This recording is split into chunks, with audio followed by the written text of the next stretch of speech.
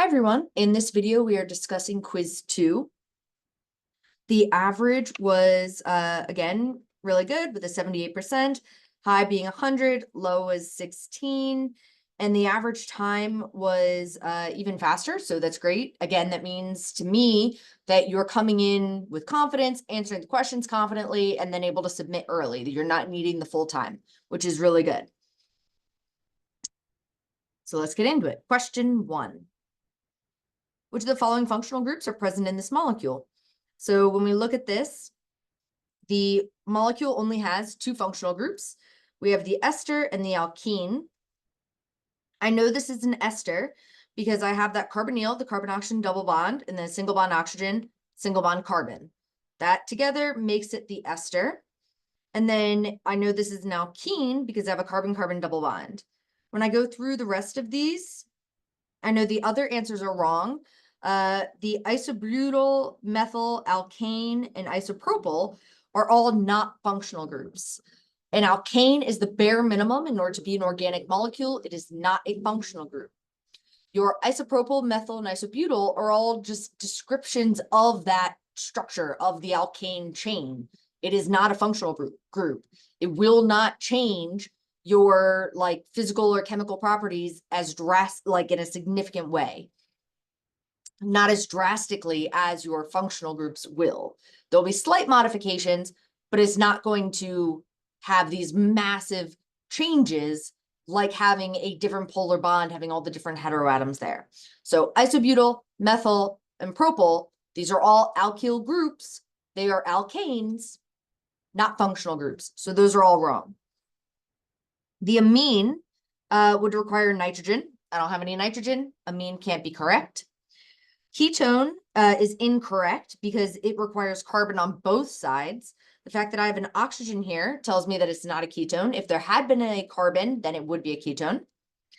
Alkyne requires the carbon-carbon triple bond. I don't have a triple bond. I don't have an alkyne. Alcohol requires that OH. I don't have the OH there, so not an alcohol. There is an alkene.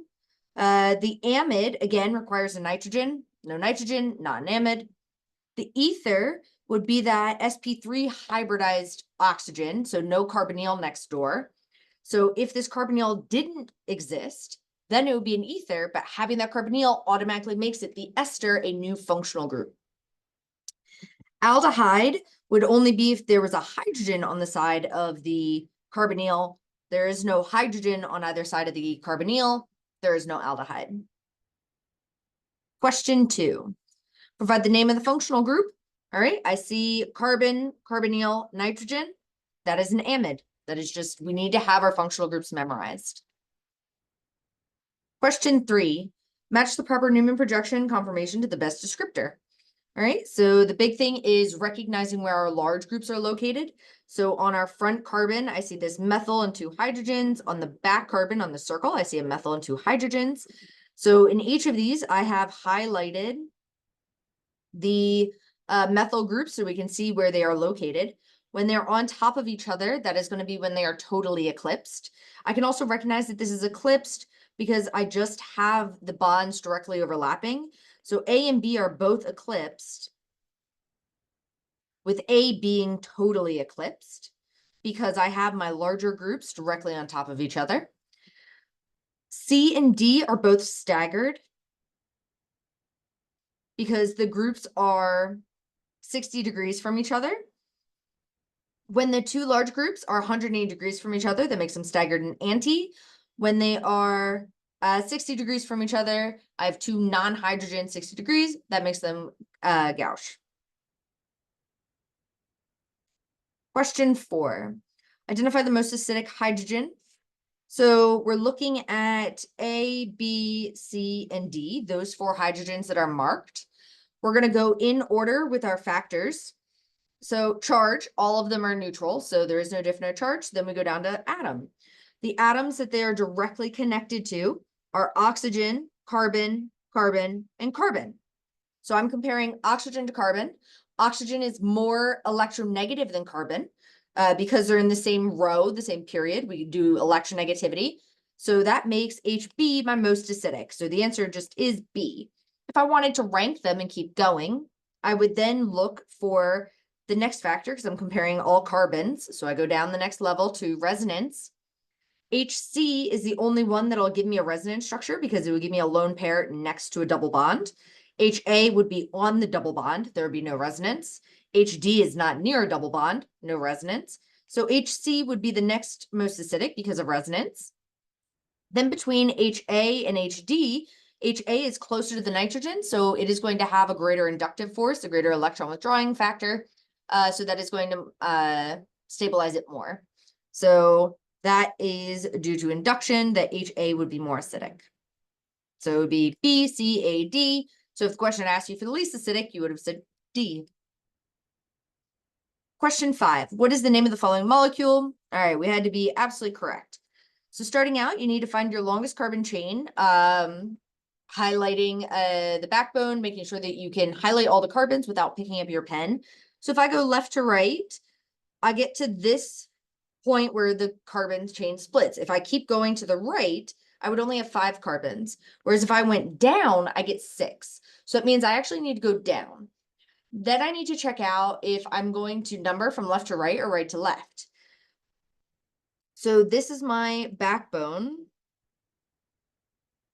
And when I go from left to right, I get the number 4 for my methyl substituent. When I go from right to left, I get the number 3 for my substituent. 3 is less than 4. So that means that I'm going to use the blue number saying that this is a 3-methyl as my side chain. My backbone is a hexane because hex for the 6 carbons, ane because it's an alkane, all single bonds between them. So the correct answer is 3-methylhexane. You always need a hyphen separating your letters and your numbers, so it's 3-methylhexane. Question 6. Select the answer that correctly ranks the following molecules in decreasing order of basicity. So most basic to least basic. So we are again going to use charge, atom, resonance, induction, hybridization in that order. Starting with charge, the difference here though is we're looking for the most basic. So it's the opposite conclusion that we have for our acid trend. So for acids, we want positive charges. For bases, you want negative charges. So B is definitely going to be our strongest base because it has a negative charge.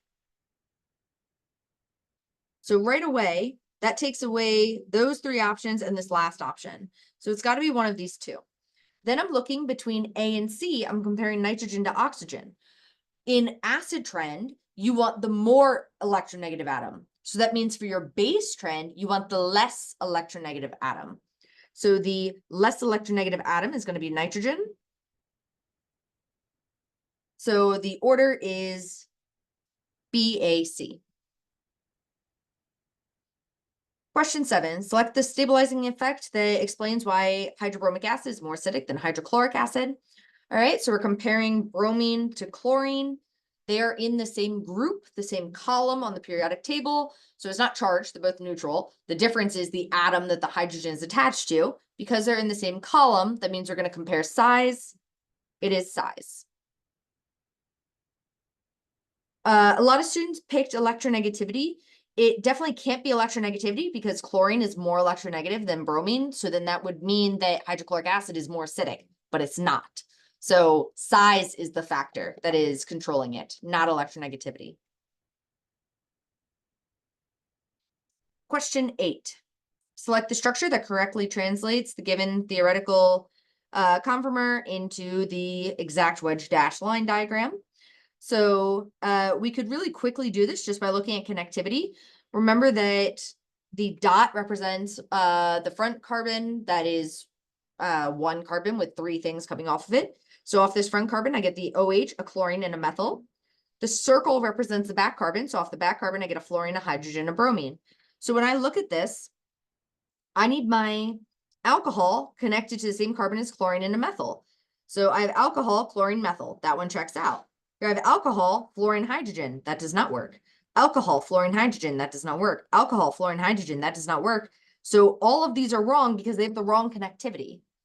But I can also prove that this is the right answer because when I take this molecule and I imagine that I pull that carbon atom forward and I fold it over to the right, when that folds over, so that my OH is up relative to the structure, so that I would have had this perspective where the alcohol is the front carbon, so it's up, the bromine is down, so they are staggered. Then when this folds over, that chlorine is going to come out at me, is going to be on the wedge. That methyl gets pushed into the plane, that goes onto the dash. For the back carbon, bromine is going to be the straight down, fluorine folds out, is going to be on the wedge, that hydrogen is going to fold in, and it goes onto the dash. So that is the right answer. I could have also had this structure, which would have been if I just fold the structure over to the left, then I would be taking this perspective from the Newman projection, where again, that's the dot, that's the circle, that's my dot, that's my circle. So now, because I folded it over to the left, that methyl folds out, that goes to the wedge. The chlorine folds in, that goes onto the dash. Hydrogen came out, that becomes the wedge. Fluorine folds in, that becomes our dash. And again, the bromine is just straight down, so it's straight down.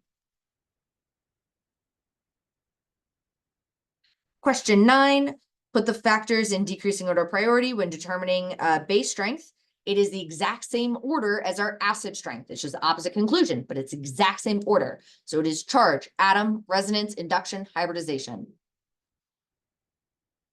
Question 10, select each of the following options that demonstrate incorrect arrow usage. So for these, the one that tripped the most students up was the one that is incorrectly demonstrating resonance. So this arrow means resonance. These are not resonance structures. These are not resonance structures because my hydrogen atoms are moving.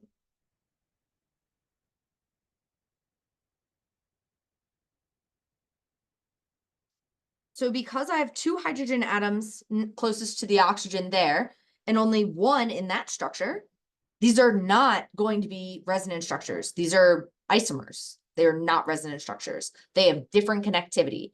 Remember, in resonance, all you're doing is moving lone pairs of electrons.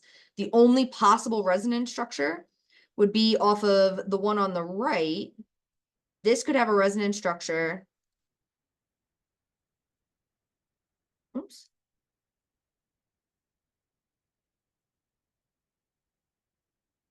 Of that, where I get the positive charge on the carbon. Oh, that's not gonna work. So I get the positive charge on the carbon because I have a polar pi bond, which is all that is. This is a polar pi bond. That's the only model system that I can use. This structure on the left has no resonance because I don't have a polar pi bond. I don't have a positive charge or negative charge next to my double bond. So there is no resonance there. For the next one, the issue here is that our curved arrow is not starting at the lone pair of electrons. This is showing the flow of a hydrogen atom. Our curved arrows only show the movement of our electrons. You start where you have electrons, go to where you don't. So the correct arrows should be where you go from the lone pair on the oxygen over to the hydrogen, and then have another arrow going from that hydrogen chlorine bond over to the chlorine, because hydrogen can only have one bond. The next one is the dipole arrow is wrong. Nitrogen is more electronegative than hydrogen, so the dipole arrow should have been pointing towards the electronegative atom. All right, that was quiz 2. Please let me know if you have any questions. Bye.